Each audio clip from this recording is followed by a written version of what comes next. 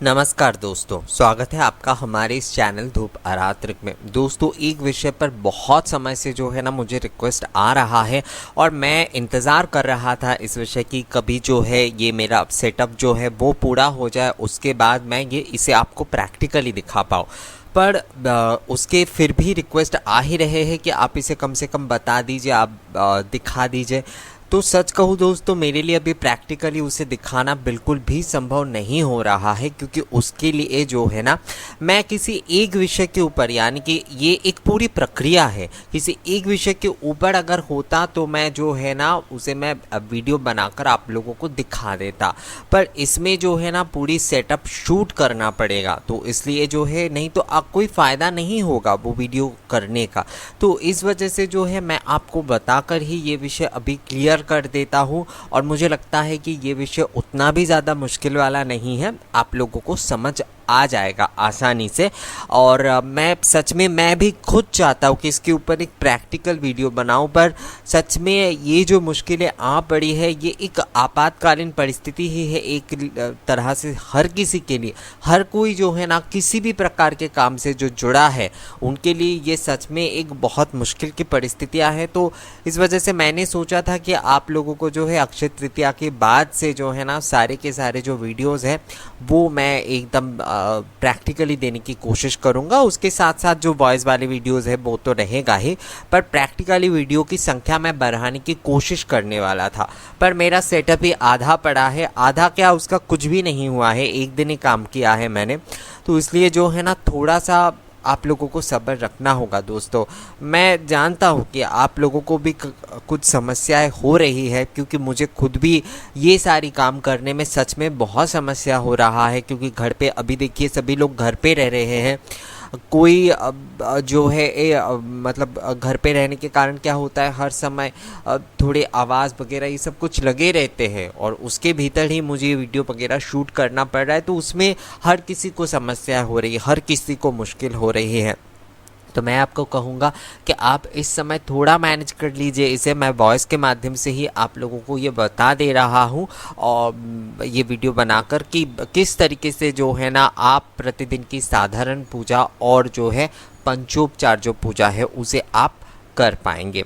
तो ये साधारण पूजा और पंचोपचार की पूजा वैसे देखिए हर किसी के ना अपने अपने कुछ तरीके होते हैं, पर इसके लिए मूल रूप से 5 चीज़ें चाहिए होती है। यानी कि आप धूप पूजन अगर कर रहे हैं तो भी आप इसी में से कर सकते हैं, और अगर आप जो है पंच उपचार पूजा कर रहे हैं तो भी आप इसके माध्यम से ही कर सकते हैं। धूप पूजन में केवल अलग से नैवेद्य और प्रसाद की ज़रूरत नहीं होती, यानी कि भोग की अलग से कोई ज़रूरत नहीं होती है वहाँ पर पंचोपचार की पूजा में जैसे आपको गंध चाहिए, यानी कि चंदन चाहिए। वो घिसा हुआ अगर चंदन होता है तो वो सबसे ज़्यादा बेहतर होता है। बहुत सारे लोग पाउडर का भी इस्तेमाल करते हैं, पर मैं आपको कहूँगा आप थोड़ा घिसे हुए चंदन के साथ अगर वो पाउडर मिला लेते तो भी चलेगा, पर घिसा हुआ चंदन थोड़ा सा होना बहुत ज़रूरी है, क्योंकि घिसने से ही ना उसकी सुगंध बढ़ता है, और गंध को इसी तरीके से प्रयोग करने के विषय में कहा गया है। देखिए दोस्तों, आजकल हम अपने आधुनिक समय के कारण क्या होता है, हमारे पास समय भी कम है, तो जैसे अगरबत्ती पाउडर वगैरह ये सब कुछ इस्तेमाल करते हैं। पर मैं कहूँगा कि ये हमारे जो प्राचीन परंपरा में जो पद्धतियाँ बताई गई है उसके पीछे का कारण ये है कि देखिए गंध जो होता है ना उसे घिसने से या फिर जो है धुंची धूप में जैसे कि गंध जलाए जाते हैं, तो उसमें से जो आपको जो संपूर्ण एक प्योर यानी कि शुद्ध गंध जो मिलेगा वो आपको कभी भी पाउडर में और अगरबत्ती में नहीं मिल सकता, क्योंकि वो जो होता है ना उसे एक अलग प्रकार से आधुनिकीकरण करके ही उसका इस्तेमाल करने के लिए लोगों के सामने पेश किया जा रहा है। पर वो कभी भी जो है ना एकदम जो है प्रत्यक्ष रूप से उसका जो इस्तेमाल वो नहीं हो सकता। तो जैसे कि आपको घिसा हुआ चंदन लेना है और उसके साथ साथ आपको पुष्प ले लेना है। पुष्प के विषय में मैं आपको यहाँ पर कहूँगा, आप फूल तो लेंगे ही, भगवान की पूजा के लिए फूल लेंगे, सबसे अच्छा होता है गेंदे के फूल लेना। हर पूजा के लिए आप गेंदे के फूल जो है वो आप इस्तेमाल कर सकते हैं। उसके साथ साथ आप भगवान के अलग अलग, जैसे कि आप देवी माँ की पूजा कर रहे हैं तो उसमें लाल रंग के फूलों का ले सकते हैं। आप गणेश जी की पूजा कर रहे हैं तो उसमें भी आप जबा कुसुम के फूल वगैरह ले सकते हैं। आप माँ लक्ष्मी की पूजा कर रहे हैं उसमें आप कमल के फूल ले सकते हैं। तो इस तरीके से अलग अलग प्रकार के जो फूल हैं वो आप ले ही सकते हैं। उसके साथ साथ जैसे भगवान शंकर को जो है बेलपत्र पसंद है तो आप बेल पत्ते ले लीजिए उनके लिए। आप जो है गणपति बप्पा की अगर पूजा कर रहे हैं तो उनके लिए दुर्वा ले लीजिए। आप जो है श्री हरि विष्णु की पूजा कर रहे हैं, श्री कृष्ण की पूजा कर रहे हैं, राम जी की पूजा कर रहे हैं तो उनके लिए जो है ना आप तुलसी दल ले लीजिए। तो इस प्रकार से जो है दोस्तों आपको फूल की व्यवस्था करनी चाहिए। तो घिसा हुआ चंदन आपने ले लिया, आपने जो है पुष्प ले लिया। अब आपको अक्षत लेना है। अक्षत जो है आप पीले वाले अक्षत भी ले सकते हैं, आप सफ़ेद अक्षत भी ले सकते हैं और अक्षत में जो है ना आप चंदन मिलाकर भी उसका इस्तेमाल कर सकते हैं। वैसे भगवान शिव को जो अक्षत चढ़ाए जाते हैं उसे आप चंदन के साथ इस्तेमाल करेंगे तो ज़्यादा सही होता है, क्योंकि पीले वाले यानी कि हल्दी मिश्रित जो अक्षत होता है वो भगवान शिव को नहीं चढ़ाए जाते हैं। तो इस प्रकार से जो है आपको वो घिसा हुआ चंदन लेना है, पुष्प लेना है, अक्षत लेना है। अब आते हैं धूप के विषय में, यानी कि पंचोपचार में जो 5 चीज़ें चाहिए उसमें जो है ना अब आते हैं हम धूप के विषय में, यानी कि ये 4 नंबर का हो गया, ये चौथे नंबर का हो रहा है। तो इसमें धुनुची धूप ही आपको लेना होगा, जिसे आपको घी के बाती से जलाना है। आप चाहे तो कपूर से जला सकते, पर मैं कहता हूँ कि निवेदन के जो धूप है ज़्यादातर आप कोशिश करें कि उसे घी के बाती से जलाने की, क्योंकि ये जो होता है धूप दीप का जो होता है ना, क्योंकि उसमें हम जोत जला रहे हैं तो ये धूपाग्नि होती है एक प्रकार से। तो इसलिए इस प्रकार से अगर आप जो है धुनुची धूप जलाते हैं वो ज़्यादा सही रहता है। वैसे कपूर से भी जलाए जा सकते हैं, वो भी धूपाग्नि ही है। तो धूप में आपको धुनुची धूप का ही इस्तेमाल करना होगा, जो कि एक प्रकार से हवन सामग्री धूप है, यानी कि हवन प्रकार की जो धूप है उसका ही आपको इस्तेमाल करना होगा। बहुत सारे लोग ये मुझे हर समय ये सवाल करते, क्योंकि मेरे विषय जो है वो धूप के ऊपर है, तो ज़्यादातर लोग ये विषय करते रहते, सवाल करते रहते कि क्या हम लोग जो है धूप बत्ती का इस्तेमाल इसमें कर सकते हैं। तो देखिए दोस्तों, कर तो आप बहुत कुछ सकते हैं। बहुत सारे लोग मेरे कहने से ही हर कोई जो है अगरबत्ती का प्रयोग बंद कर देंगे, ऐसा तो नहीं है। तो हर कोई कर ही रहा है अपने अपने पसंद से, पर मैं कहूँगा अगर आप सही प्रकरण से, यानी कि सही तरीके से, सही प्रक्रिया से जो है ना आप पूजा करना चाहते तो उसके लिए जो है ना धुनुची धूप सबसे ज़्यादा सही धूप होता है, जो कि हमारे प्राचीन शास्त्रों में बताया गया है। तो आप धुनुची धूप आपने ले लिए। अब आपको नैवेद्य लेना है। अब नैवेद्य में आप कहेंगे मुझे क्या क्या लेना है। देखिए दोस्तों, नैवेद्य में जो है ना आप गुड़ ले सकते हैं, आप चीनी ले सकते हैं, आप मिश्री ले सकते हैं, आप बतासे ले सकते हैं, आप फलों का उपयोग कर सकते हैं, या फिर दूसरे कई प्रकार की चीज़ें जो है ना आप उन्हें चढ़ा सकते हैं। पर एक विषय मैं यहाँ पर आपको कहूँगा, पका हुआ भोजन, जैसे कि आप खीर पूड़ी चढ़ा रहे हैं, आप चावल का भोजन चढ़ा रहे हैं, वो इस नैवेद्य में काउंट नहीं होता है। वो सारी चीज़ें जो है ना वो अलग होता है। इसमें अगर आपके पास कुछ नहीं है तो आप जो है चावल और बतासा केवल भगवान को चढ़ा सकते, पर पका हुआ भोजन जो है वो अलग विषय होता है, वो इसके भोग नैवेद्य में नहीं आता। यानी कि ये नैवेद्य प्रसाद जो होता है ये अमान्य होता है, यानी कि बिना पका हुआ होता है, बिना उबाले हुए होता है, बिना बनाए हुए होते हैं। पर हाँ, आप मीठी जो चीज़ें होते हैं वो आप इस्तेमाल कर सकते हैं। जैसे आप लाड़ू आपने इस्तेमाल कर लिए, या फिर ऐसे प्रकार के जो श्रीखंड होते, वो सारी चीज़ें आप जो है आप इस्तेमाल इसमें कर सकते हैं दोस्तों। पर जो है आप कभी भी जो है ना इसमें आपको, जैसे आप खीर वगैरह ये सब कुछ चढ़ाना चाहते हैं, हलवा वगैरह चढ़ाना चाहते हैं, वो प्रकार के भोग इसमें इस्तेमाल नहीं होंगे। तो ये 5 प्रकार की चीज़ें क्या हो गई, एक तो चंदन हो गया, उसके बाद जो है फूल बेल पत्ते वगैरह ये सब कुछ ले लिया आपने, उसके बाद अक्षत ले लिया आपने, उसके बाद आपने धुनुची धूप ले लिया, और उसके बाद नैवेद्य। तो ये है साधारण पूजा के द्रव्य और ये 5 प्रकार की चीज़ें, ये 5 प्रकार की चीज़ें होना आवश्यक है। इन 5 प्रकार की चीज़ों के साथ, यानी कि चंदन, पुष्प, अक्षत, धूप और नैवेद्य, अब जो है इसके साथ होगा आरती और प्रणिपात। यानी कि क्या हो गया? तो आप देखिए ये 5 प्रकार की चीज़ें आपने ले ली, यानी कि पंच उपचार की पूजा के लिए 5 प्रकार की चीज़ें। उसके साथ साथ आपको आरती करना है और प्रणाम और स्तप करना है, यानी कि आप जो है भगवान की प्रार्थना के माध्यम से जो है उन्हें प्रणाम करिएगा। तो ये हो गया पंच उपचार की पूजा, आरती और प्रणिपात। पंच उपचार की पूजा के साथ भी आपको आरती और प्रणिपात करना बहुत ज़रूरी है, नहीं तो पूजा संपूर्ण नहीं होती है दोस्तों। तो ये हो गई पंच उपचार के विषय। अब आप कहेंगे कि अगर जो है हम धूप का केवल, यानी कि धूप पूजन अगर हम केवल करना चाहते हैं पंच उपचार में, तो पंच उपचार में अगर आप धूप पूजन ही करना चाहते तो आपको जो है ना केवल नैवेद्य को अलग रखना है। यानी कि अगर आप नैवेद्य नहीं भी चढ़ाते तो वहाँ पर आपको धूप करने में विशेष रूप से, जैसे राल और गुग्गुल के धूप के बारे में ही मैं कहता हूँ, तो आप अगर भोग नहीं चढ़ा रहे हैं तो उसमें आपको गुड़ और घी का भी धूप करना होगा। यानी कि जो धूप आप निवेदन कर रहे हैं धुनुची धूप, उसमें आपको गुड़ और घी का भी प्रयोग करना होगा, जो कि प्रत्यक्ष निवेदन होगा, यानी कि प्रत्यक्ष नैवेद्य होता है। और जो भी भोजन सामग्री हम प्रसाद के रूप में चढ़ाते हैं वो जो होता है ना परोक्ष भोग होता है। परोक्ष का क्या मतलब होता है कि भगवान जैसे वायु और अग्नि माध्यम से ही किसी वस्तु को ग्रहण करते हैं, तो जब हम धूप के माध्यम से गुड़ और घी का भोग उन्हें एक प्रकार से लगा रहे हैं, जैसे कि एक गंधाढ़ सुर भोजन कहा जाता है धूप निवेदन में, तो उस प्रकार से जब आप भोग भगवान को चढ़ा रहे हैं धूप के माध्यम से, तो वो प्रत्यक्ष हो गया। तो वो अग्नि और वायु माध्यम से भगवान उसे प्रत्यक्ष रूप से ग्रहण कर रहे हैं। और जो भोग जो होता है, यानी कि ये जो हम नैवेद्य वगैरह फल वगैरह कुछ भी हम चढ़ा रहे हैं भगवान को, तो उस चीज़ को जो है ना भगवान ग्रहण तो करते हैं, पर उसके साथ साथ हमारे लिए भी उसे रख देते हैं प्रसाद रूप में।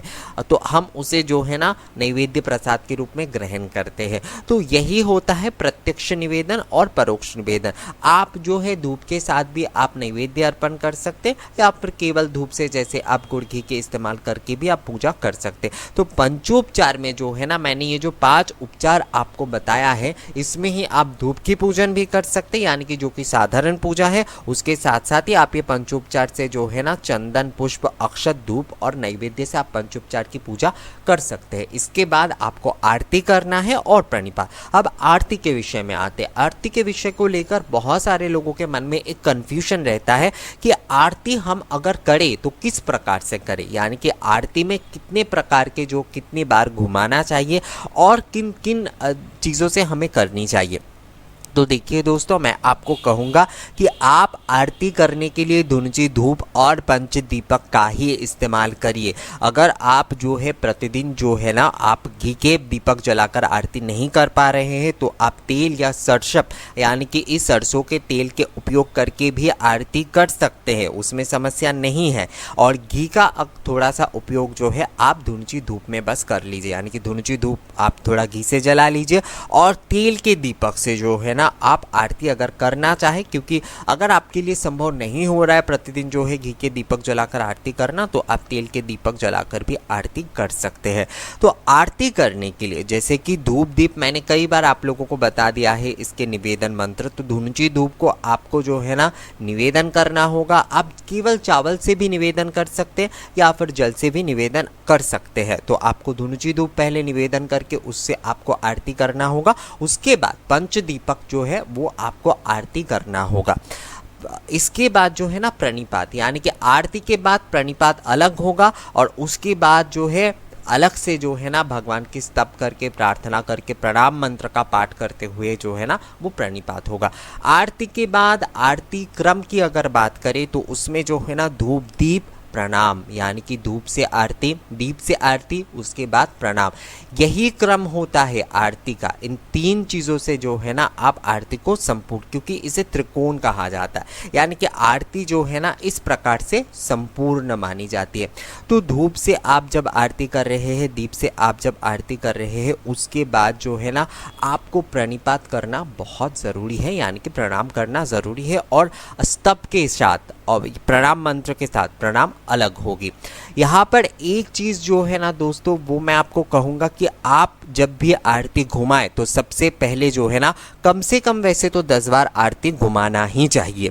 उसमें सबसे पहले आप करिए क्या, आप चरणों में, यानी कि भगवान की चरण में या फिर आपके सामने जो कलश है उसके ऊपर जो है ना पहले आप 3 बार घुमा दीजिए, क्योंकि चरण जो है कलश जैसे कि हमारे यहाँ पर जैसे सामने यानी कि अग्रभाग में रखा जाता है भगवान के, तो हम क्या करते हैं कलश पर 3 बार घुमाते हैं। तो कलश पर आरती के धूप दीप वो आप 3 बार घुमाइए। अब भगवान की संपूर्ण यानी कि संपूर्ण जो है उनके जो प्रतिकृति है या फिर मूर्ति है उसमें 7 बार घुमाना होगा, यानी कि 3 और 7 टोटल जो हो गया वो 10 बार, कम से कम 10 बार घुमाने के बारे में कहा ही गया है। वैसे आरती के जो है ना उसके एक प्रकार जो है यानी कि घुमाने की विधि जो है 16 भी होते 12 भी होते, पर प्रतिदिन की पूजा के लिए, क्योंकि हम जो है ये साधारण और प्रतिदिन की पूजा कर रहे हैं, तो इसमें आपको जो है ना 10 बार अगर आप घुमाते हैं तो ही आपकी आरती जो है वो संपूर्ण हो जाता है, यानी कि आरती के आवर्तन विधि जिसे घुमानी विधि कहा जाता है वो सही होता है। तो इसलिए जो है आप सबसे पहले भगवान के चरणों में या फिर कलश पर जो है ना आप 3 बार घुमा लीजिए, और उसके बाद जो है भगवान की संपूर्ण प्रतिकृति में यानी कि सर्वगात्रे कहा जाता है आपको 7 बार घुमाना है। कम से कम आपको इस बात का ध्यान रखना ही होगा कि कम से कम 10 बार जो है आरती के धूप दीप पात्र जो है वो घूमना ही चाहिए। तो इसमें जो है आपको चरणों में 3 बार और सर्वगात्रे जो है वो 7 बार, यानी कि टोटल 10 बार आपको आरती के पात्रों को घुमाना चाहिए। अब क्या होता है, अब हम जो आरती प्रतिदिन करते हैं उसे जो है ना शीतलीकरण के विषय में भी बहुत सारे लोगों के मन में कन्फ्यूजन रहता है। तो आप जो है धूप से जब आरती कर रहे हो उसके बाद उसके ऊपर जल घुमा सकते हैं, और दीप से जब आरती कर रहे हो उसके बाद उसके ऊपर जल घुमा सकते हैं, या फिर जो है आप धूप से आरती कर लीजिए दीप से आरती कर लीजिए, एक साथ दोनों के ऊपर जल घुमा सकते हैं। यानी कि जल घुमाने के पहले जो है आप आरती अगर ना लेते तो वो ज़्यादा सही रहता है। और आरती आपको जो है ना दोस्तों भगवान को अलग से चढ़ाना नहीं है, यानी कि आपने आरती करने के बाद बहुत सारे लोग हाथ से जो है ना भगवान को आरती देते, वो नहीं करना है, वो बिल्कुल भी नहीं करना है, क्योंकि वो जो होता है ना वो भगवान को चढ़ाया हुआ प्रसाद हो जाता है, वो नैवेद्य हो जाता है जो कि हमारे लिए अमृत होता है। हमने आरती करते हुए यानी कि आरती घुमाते हुए आरती करते हुए जो है ना वो तो हमने भगवान को चढ़ा ही दिया है, वो तो हमने भगवान को निवेदन कर ही दिया है, उन्हें हमने आरती से जो है ना धूप दीप विलास कर ही दिया है।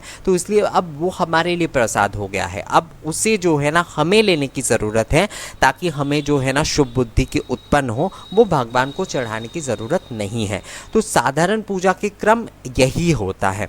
मैं यहाँ पर साधारण पूजा के क्रम आपको बता दिया। अब मंत्रों के विषय में मैं इस वीडियो में नहीं बताऊंगा, क्योंकि ये जो होगा वीडियो बहुत लंबा हो जाएगा। फिर मैं अलग से आपको दूसरे वीडियो में जो है ना मंत्रों के बारे में बताऊंगा, जो कि मेरा अगला वीडियो होगा। तो आपको ये वीडियो कैसा लगा दोस्तों मुझे कमेंट्स करके ज़रूर बताइएगा, और अगर इस वीडियो में दिए गए जानकारी आपको अच्छा लगा है तो इसे लाइक और शेयर भी ज़रूर कर दीजिए। और साथ में दोस्तों अगर आप हमारे इस चैनल में नए आए हैं तो हमारे इस चैनल को सब्सक्राइब करना भी मत भूलिएगा।